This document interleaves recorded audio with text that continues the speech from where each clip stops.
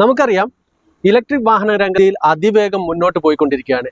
അപ്പോൾ അതുമാത്രമല്ല, നമ്മുടെ ഇന്ത്യ രാജ്യത്ത് നിരവധി ആയിരക്കണക്കിന് ഇലക്ട്രിക് വാഹനങ്ങളാണ് ഇപ്പോൾ ദിനം പ്രതി ഇറങ്ങിക്കൊണ്ടിരിക്കുന്നത്. അതിനോടൊപ്പം തന്നെ ഇലക്ട്രിക് വാഹന രംഗത്തുള്ള ഫെസിലിറ്റിയും ഒരുപാട് കൂടിയിട്ടുണ്ട്. എന്നാൽ ഇത്രയൊക്കെ കൂടിക്കഴിഞ്ഞിട്ടും നമ്മുടെ ജനങ്ങൾക്കിടയിലെ ഈ ഇലക്ട്രിക് വാഹനത്തോടുള്ള സംശയങ്ങളും ആകുലതകളും ഇപ്പോഴും ബാക്കിയാണ്. അപ്പോൾ അത്തരത്തിലുള്ള സംശയങ്ങളും ആകുലതകളും മാറ്റിക്കൊടുക്കുക എന്നൊരു രീതിക്ക് നിലവിൽ ഇലക്ട്രിക് വാഹനങ്ങൾ ഉപയോഗിച്ചു കൊണ്ടിരിക്കുന്ന ആളുകൾ അവരുടെ എക്സ്പീരിയൻസ് അത് നിങ്ങളിലേക്ക് ഈ ഒരു വീഡിയോ ആയിട്ട് എത്തിക്കുക എന്നതാണ്. അതിനുവേണ്ടി വന്നിട്ടുള്ളത് കൊയിലാണ്ടിയിലെ ആനവാതിൽ എന്ന സ്ഥലത്താണ്. അപ്പോൾ നമ്മളിവിടെ വന്നിട്ടുള്ളത് ഈ ഒരു നെക്സോണിന്റെ യൂസർ എക്സ്പീരിയൻസ് നിങ്ങളുമായിട്ട് ഷെയർ ചെയ്യാൻ വേണ്ടിയിട്ടാണ്. ചേട്ടാ, എന്താ പേരെന്താ? ഷിജു. ഷിജു, എന്താ ചെയ്യുന്നത്? ഞാൻ IT എഞ്ചിനീയർ. എവിടെയാണ്? കോഴിക്കോട്. കോഴിക്കോട്. അപ്പോൾ നിങ്ങൾ ഈ ഒരു നെക്സൺ ഇത് ഇപ്പൊ എടുത്തിട്ട് എത്ര കാലമായി? 2 വർഷം കഴിഞ്ഞു. 2 വർഷവും 3 മാസം. 1 വർഷം 2 വർഷം 3 മാസം. 2022 മാർച്ചിൽ എടുത്തതാണ്. അപ്പോൾ നിങ്ങൾ എടുത്തതിന് ശേഷം ഇപ്പോൾ ഈ ഒരു വണ്ടി അതിനുശേഷം അപ്ഡേഷൻ വന്നിട്ടുണ്ടല്ലോ അല്ലേ? ഓക്കെ. ഇതിന് എത്ര റേഞ്ച് എത്രയാണ് കിട്ടുന്നത് നിങ്ങൾക്ക്? ഇപ്പൊ എനിക്കൊരു 315 കമ്പനി പറയുന്നത്. അതൊക്കെ കാണിക്കും. പക്ഷെ നമുക്കൊരു റണ്ണിങ് ഒരു 250 റേഞ്ച് നമ്മൾ കണക്ക് കൂട്ടിയാൽ മതി. 250 കിട്ടുന്നുണ്ട്. നോർമൽ റണ്ണിങ്ങിൽ കിട്ടുന്നുണ്ട്. ലോങ് റണ്ണിംഗ് ഒക്കെ ആണെങ്കിൽ നമുക്കൊരു 200 നമ്മൾ എക്സ്പെക്ട് ചെയ്താൽ മതി. 200 നമ്മളൊരു ചാർജിന് ശേഷം കാണണം. അപ്പോൾ ഇത് എടുത്തതിന് ശേഷം നിങ്ങളിപ്പോ എത്ര കിലോമീറ്റർ ഓടിയുണ്ട്? ഏകദേശം 58,000 മുകളിൽ ഓടി. 58,000. ഓക്കെ. അപ്പോൾ ഈ ഒരു 2.5 വർഷത്തിനിടയ്ക്ക് ഈ ഒരു വണ്ടി എടുത്തതിന് ശേഷം നിങ്ങൾ ലോങ് റൈഡ് ഒക്കെ പോയിട്ടുണ്ട്. നിങ്ങൾ ഫസ്റ്റ് ടൈമിൽ ഈ ഒരു വാഹനം എടുത്ത ഉടനെ, കാരണം ആ ഒരു സമയത്ത് നമ്മളെ ഈ ഒരു ചാർജിങ് സ്റ്റേഷനോ കാര്യങ്ങളോ ഒന്നും കൃത്യമായിട്ട് വന്നിട്ടില്ല. അപ്പോൾ ആ ഒരു സമയത്ത് നിങ്ങൾ ഫസ്റ്റ് ടൈമിൽ പോയ ആ ഒരു ലോങ് റൈഡ്? ഫസ്റ്റ് ഞാൻ ഇവിടുന്ന് പോയത് വയനാടാണ്. വയനാട് എനിക്ക് നല്ല പേടിയുണ്ടായി, കാരണം അന്ന് വയനാട് ചാർജിങ് സ്റ്റേഷൻ ഇല്ല. വയനാട്ടിലേക്ക് എത്ര കിലോമീറ്റർ ഉണ്ടാവും? ഇവിടുന്ന് 100 കിലോമീറ്റർ ചോടയായിരുന്നു. 100 കിലോമീറ്റർ. ഓക്കെ. പക്ഷെ വയനാട്ടിലേക്ക് അന്ന് ചാർജിങ് സ്റ്റേഷൻ ഇല്ല. പിന്നെ ചുരാണ്. അപ്പൊ എന്തായാലും വരുന്നിടത്ത് വെച്ച് കാണാം എക്സ്പെക്ട് ചെയ്ത് അങ്ങ് പോയതാണ്. ഞാൻ എന്റെ ഫ്രണ്ട്സ് ആയിരുന്നു പോയത്. ശരി. അപ്പൊ കയറി മുകളിലെത്തിയപ്പം ഒരു 45% ചാർജ് ബാക്കിയുണ്ട്. ഒരു 70 കിലോ 60-65 കിലോമീറ്റർ ചുരം കയറി എത്തുമ്പോഴേക്കെന്നെ ഒരു 50% ചാർജ് തീർന്നിട്ടുണ്ട്. 40% ചാർജ് ഉണ്ടായിരുന്നു. പിന്നെ ഞങ്ങൾ അവിടെ കുറച്ച് ഫ്രണ്ട് വീട്ടിൽ പോകണ്ടായിരുന്നു. അങ്ങനെ കുറച്ച് കറങ്ങി ഒരു വൺ ഡേ ട്രിപ്പ് ആയിരുന്നു. അപ്പൊ അവിടെ നിന്ന് എടുക്കുമ്പോൾ ഒരു 40% ചാർജ് ചെയ്യുള്ളൂ. അവിടെ നിന്നാണ് അത് വെച്ചിട്ടാണ് പോരുന്നത്. എത്തുന്ന ഉറപ്പൊന്നുമില്ല, നമുക്ക് എത്തിയെടുത്ത് നിർത്താന്നുള്ള രീതിയിൽ പോകുന്നതാണ്. പക്ഷെ ചുരം ഇറങ്ങി വന്നപ്പോ ആ ചാർജ് ചുരം ഇറങ്ങുന്ന എത്രയും കിലോമീറ്റർ നമുക്ക് ചാർജ് പോയിട്ടില്ല, കുറയുന്നില്ല. പകരം കുറച്ച് തിരിച്ചു കയറി 16% ചാർജിൽ തിരിച്ചു വീട്ടിലെത്തിയിട്ടുണ്ട്. ഒരു 190 കിലോമീറ്റർ ഓടിയിട്ടുണ്ടായിരുന്നു. ഓക്കെ. അപ്പോ ഈ ഒരു വാഹനം എടുക്കുന്ന സമയത്ത് നിങ്ങൾ എത്രയായിരുന്നു ഓൺ റോഡ് പ്രൈസിങ്? അന്ന് 18 മുകളിൽ 18 ലക്ഷത്തി സംതിങ് ഉണ്ടായിരുന്നു. അതായത് +2 ഇയർ അഡീഷണൽ വാറന്റി അടക്കമാണ്. 5 ഇയർ വാറന്റി അടക്കം 18. നിങ്ങൾ ആദ്യമായിട്ടാണോ ഈ ഒരു ഇലക്ട്രിക് വാഹനം യൂസ് ചെയ്യുന്നത്? ഈ ഒരു നെക്സോൺ എടുത്തതിന് ശേഷം? അതിന്റെ മുന്നേ ഏതെങ്കിലും? ഞാൻ ഗ്രാൻഡ് ഐട്ടൺ. ഓക്കെ. അപ്പോൾ ആ ഒരു ഗ്രാൻഡ് ഐട്ടൺ പെട്രോൾ അല്ലേ, ആ ഒരു ഗ്രാൻഡ് ഐട്ടൺ പെട്രോളിൽ നിന്ന് ഈ ഒരു ഇലക്ട്രിക് വാഹനത്തിലേക്ക് വരുന്ന സമയത്ത് ആ ഒരു നിങ്ങളെ അനുഭവം എന്തായിരുന്നു? ഫിനാൻഷ്യലി ആണ് ഒന്നാമത്തെ അനുഭവം. ഫിനാൻഷ്യലി വളരെ ബെനിഫിറ്റ് ആണ്. ശരി. കാരണം എന്താ വെച്ചാല് പണ്ട് പിന്നെ ഒരു മാസം തന്നെ എനിക്കൊരു 18-20 രൂപയുടെ അടുത്ത് എക്സ്പെൻസ് വരുമായിരുന്നു, പെട്രോൾ എക്സ്പെൻസ് മാത്രം മാസത്തിലോ. ഇപ്പൊ എനിക്ക് 2 മാസം കൂടുമ്പോ എനിക്കൊരു അറൗണ്ട് 7,500-8,000 ആണ് കറണ്ട് ബില്ല് വരുന്നത്. അത് ഏകദേശം വീട്ടിൽ നോർമലി 2,000 വരുന്നതാണ്. ഒരു 6,000-6,500 രൂപ എക്സ്ട്രാ വരുന്നുണ്ട്. അതിനൊരു 2 മാസം എങ്ങനെ നോക്കിയാലും ഞാനൊരു 4,000-4,500 കിലോമീറ്റർ വണ്ടി ഓടുന്നുണ്ട്. ഓക്കെ. നമ്മുടെ ഈ ഒരു വാഹനം എടുക്കുന്ന സമയത്ത് ഒരു 2.5 വർഷം മുന്നേ ഇതിന്റെ ചാർജിങ്ങിന്റെ ഈ ഒരു ആപ്ലിക്കേഷൻ കാര്യങ്ങൾ ഒരുപാട് ആപ്ലിക്കേഷൻ ഒക്കെ ഉണ്ടായിരുന്നല്ലോ. ഏകദേശം 10-40 ആപ്ലിക്കേഷൻ ഒക്കെ ഉണ്ടായിരുന്നു. അപ്പോൾ ആ ഒരു സമയത്ത് നിങ്ങൾ പുറത്തുനിന്നുള്ള ചാർജിങ് സമയത്ത് എന്തെങ്കിലും ബുദ്ധിമുട്ടോ കാര്യങ്ങളോ? മുമ്പ് ഒരുപാട് പ്രശ്നങ്ങൾ ഉണ്ടായിരുന്നു. മുമ്പ് ചാർജിങ് സ്റ്റേഷനിലായാലും വണ്ടിക്കായാലും ഒരുപാട് പ്രശ്നങ്ങൾ നമുക്ക് ഉണ്ടായിരുന്നു. അന്ന് ആർക്കും അറിയില്ല എന്താ ചെയ്യേണ്ടത്, എങ്ങനെയാ ചെയ്യേണ്ടത്, ഒരു ഐഡിയ ഇല്ലായിരുന്നു. ചാർജിങ് സ്റ്റേഷനിൽ പോയാൽ ചിലപ്പോൾ ചാർജിങ് സ്റ്റേഷൻ വർക്ക് ആയിരിക്കില്ല, ചിലപ്പോൾ അത് ചാർജ് ആകില്ല, ചിലപ്പോൾ പ്ലഗ് ഇട്ട് കഴിഞ്ഞാൽ ഗണ്ണ് ലോക്ക് തിരിച്ചു കിട്ടില്ല. അങ്ങനെ കുറെ പ്രശ്നങ്ങളൊക്കെ ഉണ്ടായിരുന്നു. അപ്പൊ ഈ ഒരു വണ്ടിക്ക് എന്തെങ്കിലും കംപ്ലൈന്റ്സോ കാര്യങ്ങളോ?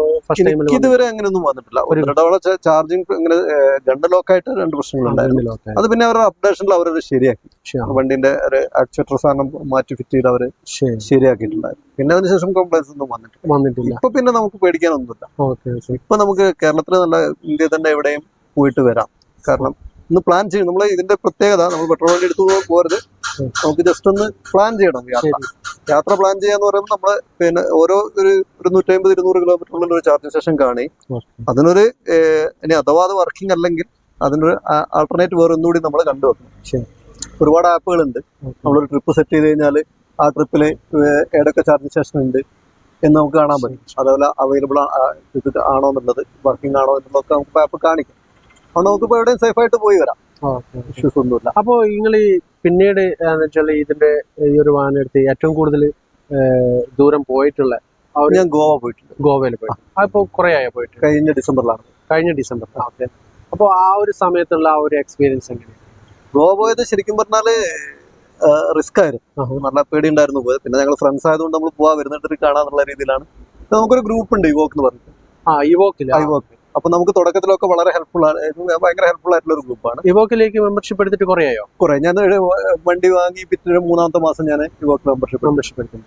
അപ്പൊ നന്നായിട്ട്, കാരണം ഒരുപാട് ഹെൽപ്പ് ആയിരുന്നു കിട്ടും നമുക്ക് എന്ത് പ്രശ്നങ്ങളുണ്ടെങ്കിലും എവിടെയും നമുക്ക് ആൾക്കാരുണ്ടാവും, അവരെ സഹായിക്കും. എന്ത് പ്രശ്നം വന്നാലും അവർ ഹെൽപ്പ് ചെയ്യും. ഇപ്പൊ സർവീസ് ഇഷ്യൂ ആണെങ്കിലും ഒക്കെ അവർ ഹെൽപ്പ് ചെയ്യും.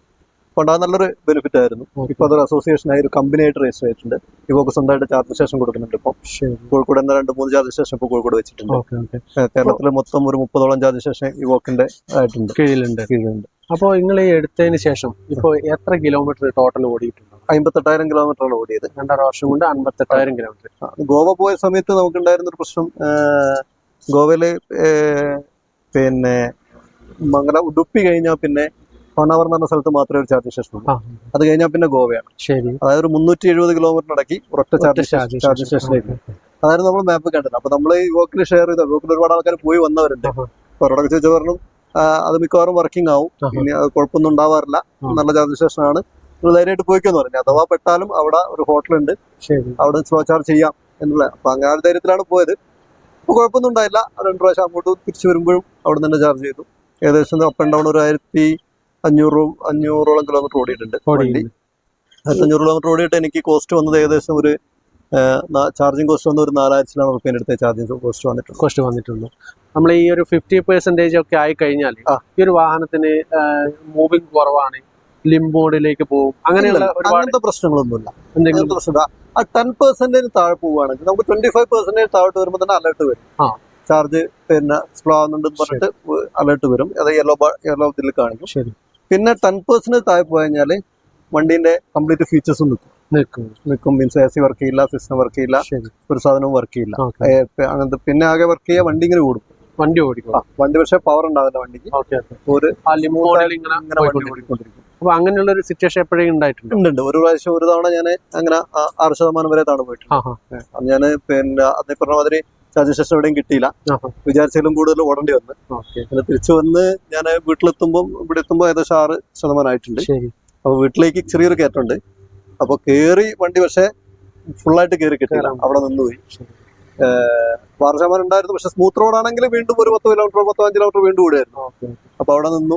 അങ്ങനെ പിന്നെ തള്ളി കയറ്റിയാണ്. പിന്നെ അത് മാത്രമേ ഒരു. അപ്പൊ അതിനുശേഷം പിന്നീട് എന്തെങ്കിലും അതിന്റെ ബേസ് ചെയ്തിട്ട് ആ ഒരു ചാർജ് നമ്മൾ പൂർണ്ണമായിട്ട് ഡ്രെയിൻ ചെയ്തില്ല, അതിനുശേഷം അതുമായിട്ട് ബേസ് ചെയ്തിട്ട് എന്തെങ്കിലും പ്രശ്നങ്ങൾ, ചാർജിങ് കയറാതിരിക്കുകയോ ഒന്നും വന്നിട്ടില്ല? ഇതുവരെ ഒന്നും വന്നിട്ടില്ല.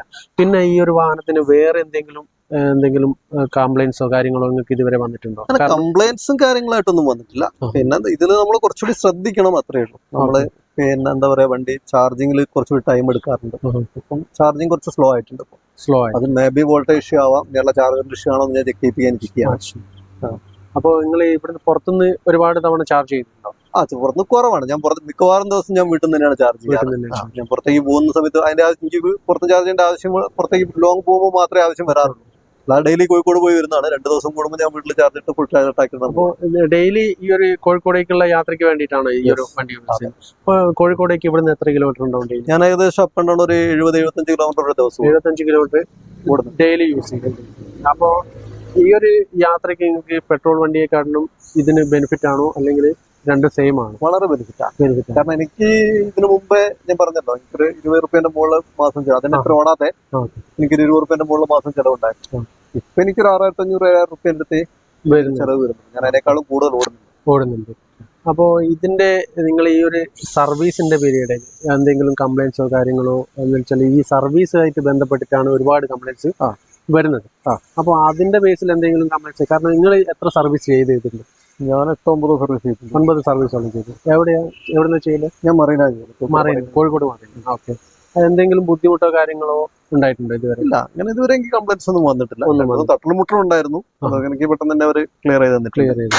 അപ്പോൾ ഈ സർവീസുമായിട്ട് ബന്ധപ്പെട്ടിട്ടുള്ള യാതൊരു ഇഷ്യൂ വന്നിട്ടില്ല? എനിക്ക് വന്നിട്ടില്ല കാര്യമായിട്ടൊന്നും വന്നിട്ടില്ല. പിന്നെ എനിക്കതിന്റെ ഇൻഫോർടൈൻമെന്റ് സിസ്റ്റത്തിന്റെ ഒരു പ്രശ്നം ഉണ്ടായിരുന്നു. അത് 2-3 പ്രാവശ്യം അവർ ശരിയാക്കി എന്ന് പറഞ്ഞിട്ട് ശരിയായിട്ടില്ലായിരുന്നില്ല. എനിക്ക് ആൻഡ്രോയിഡ് കണക്ട് ചെയ്യാൻ പറ്റുന്നുണ്ടായിരുന്നില്ല. അതിപ്പോഴും അത് പിന്നെ ഞാൻ അവരെ ജീവനൊക്കെ വിളിച്ച് പറഞ്ഞതിന് ശേഷം പിന്നെ അവരത് കറക്റ്റ് ചെയ്തു. ഇപ്പോൾ ഈ ഒരു ഇതിന്റെ ഉൾവശത്തുള്ള എന്താ വെച്ചാൽ AC കാര്യങ്ങൾ, ഈ ഒരു വാഹനത്തിന് നിങ്ങൾക്ക് ഈ ഒരു വാഹനത്തിന്റെ ഉൾവശത്തായിട്ടുള്ള എക്സ്പീരിയൻസ് എങ്ങനെയാണ്? ഭയങ്കര കംഫർട്ടാണ്. നമ്മൾ എത്ര ലോങ് ഡ്രൈവ് ചെയ്താലും നമുക്കൊരു ടയർഡ്നെസ് ഒന്നും ഫീൽ ചെയ്യില്ല. നന്നായിട്ട് നമുക്ക് കംഫർട്ടായിട്ട് ഓടിക്കാൻ പറ്റുന്നുണ്ട്. വണ്ടി വളരെ സേഫ് ആണ്. അപ്പോൾ ഇതിന്റെ വാറണ്ടി പീരീഡ് എത്ര വർഷമാണ്? ഇവര് ബാറ്ററിക്ക് 8 ഇയർ വാറണ്ടി, അല്ലെങ്കിൽ 1,60,000 കിലോമീറ്റർ ആണ് പറയുന്നത് ബാറ്ററിക്ക്. മൊത്തം വാറണ്ടി 3 ഇയർ ആണ് കമ്പനി കൊടുക്കുന്നത്. പ്ലസ് ഞാൻ അഡീഷണൽ 2 ഇയർ എടുത്തു. 5 ഇയർ അല്ലെങ്കിൽ 1,25,000 കിലോമീറ്റർ വാറണ്ടി. അപ്പോൾ നിങ്ങൾക്ക് ബാറ്ററി സംബന്ധമായിട്ട് യാതൊരു കുഴപ്പവും ഈ ഒരു 58,000 കിലോമീറ്ററിന് ഇടയ്ക്ക് വന്നിട്ടില്ല? ഇല്ല, ഒരു കംപ്ലൈൻസും എനിക്ക് കംപ്ലൈന്റ് ഒരു തവണ എനിക്ക് വന്നിട്ടുണ്ടായിരുന്നു. ഒരു തവണ വന്നതെന്ന് പറഞ്ഞാല് അതൊരു വണ്ടി ഓടിക്കൊണ്ടിരിക്കുമ്പോൾ അന്ന് ഗോവ പോയ സമയത്ത് 31%-ലാണ് നമ്മൾ ഗോവയ്ക്ക് അടുത്തെത്തുന്നത്. അപ്പോൾ അവിടെ എത്തി കുറച്ചുകൂടി മുന്നോട്ട് പോയ സമയത്ത് നമ്മൾ വണ്ടി നിർത്തി ചായ കഴിച്ചു, തിരിച്ച് വണ്ടി കയറി പോകുമ്പോഴേക്കും 31% പെട്ടെന്ന് ഡ്രോപ്പേജ് വന്നു വണ്ടി. അങ്ങനെ ഷോർട്ടായിട്ടെല്ലാം കൂടി ഒരു 14% പെട്ടെന്ന് ഒരു 6 കിലോമീറ്റർ ഓടുമ്പോഴത്തേക്ക് തന്നെ ഏകദേശം ഒരു 10-15% ബാറ്ററി ഡ്രോപ്പായി. അപ്പോൾ എനിക്കായ പെട്ടെന്ന് ബേജാറായി. അപ്പോൾ ഞാൻ ഗ്രൂപ്പിലൊക്കെ വിളിച്ചു. അവർ പറഞ്ഞു പിന്നെ സെൽ ബാലൻസിന്റെ ഇഷ്യൂ ആയിരിക്കും, ഒന്ന് തൊട്ടടുത്ത ചാർജ് സ്റ്റേഷൻ പോയി ഒന്ന് ഫുൾ ചാർജ് ചെയ്യുന്നു. അങ്ങനെ ഞാൻ അടുത്ത ചാർജ് സ്റ്റേഷൻ ഉണ്ടായിരുന്നു ഭാഗ്യം. പക്ഷെ 14% കഴിഞ്ഞപ്പോൾ പിന്നെ നോർമൽ ആയിട്ടുണ്ട്. ആ നോർമൽ തന്നെ പോയിട്ട് ചാർജ് ചെയ്തു, ഫുൾ ചാർജ് ചെയ്തു. പിന്നെ അതിന് ശേഷം ആ പ്രശ്നം വന്നിട്ടില്ല. അപ്പോൾ അത് ഈ ഇത്രയും വർഷത്തിനിടയിൽ ഇതുവരെ വന്നിട്ടില്ല. പിന്നെ അത് ഞാൻ അന്വേഷിച്ചപ്പോൾ അവർ പറയുന്നത് വെച്ചാൽ അതിനിടയ്ക്ക് ഞാൻ പോകുന്നതിന് കുറച്ച് ദിവസം മുന്നേ എനിക്ക് ഫുൾ ചാർജ് ചെയ്യാൻ പറ്റിയില്ലായിരുന്നില്ല. വോൾട്ടേജ് ഇഷ്യൂ ഒക്കെ ആയിട്ട് ഫുൾ ചാർജ് ചെയ്ത് ഇതാക്കാൻ പറ്റിയിട്ടുണ്ടായിരുന്നു. അപ്പൊ സെൽ ബാലൻസിങ് നടക്കാത്തത് കൊണ്ടിരുന്ന ചിലപ്പോൾ ഡ്രോപ്പേജ് വന്നതാവാം.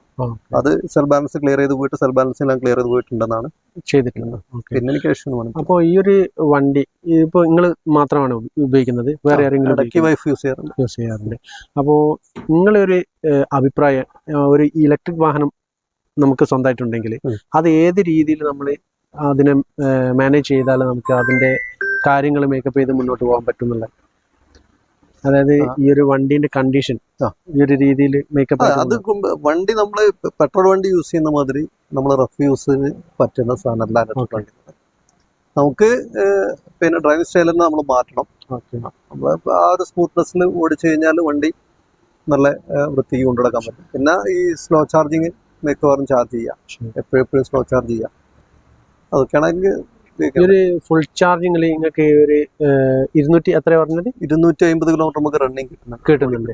ആ ഒരു 250 എല്ലാ സമയത്തും മേക്കപ്പ് ആയിട്ട് പോകുന്നുണ്ടോ? പക്ഷെ നമ്മള് പിന്നെ ലോങ് ഡ്രൈവ് ഒക്കെ പോകുമ്പോൾ നല്ല റോഡൊക്കെ ആണെങ്കിൽ നമ്മൾ അത്യാവശ്യം നന്നായിട്ട് പോകും. നല്ല സ്പോർട്സ് മോഡൊക്കെ ഇട്ട് പോകുന്ന സമയത്ത് കൂടുതൽ ചാർജ് കിട്ടും. അപ്പൊ നമ്മുടെ ഇതിനനുസരിച്ച് നോർമൽ ഒരു പിന്നെ 50-60 കിലോമീറ്റർ റേഞ്ചിൽ പോവുകയാണെങ്കിൽ നമുക്കൊരു 250 കിലോമീറ്റർ എന്തായാലും ഓടിക്കിട്ടും.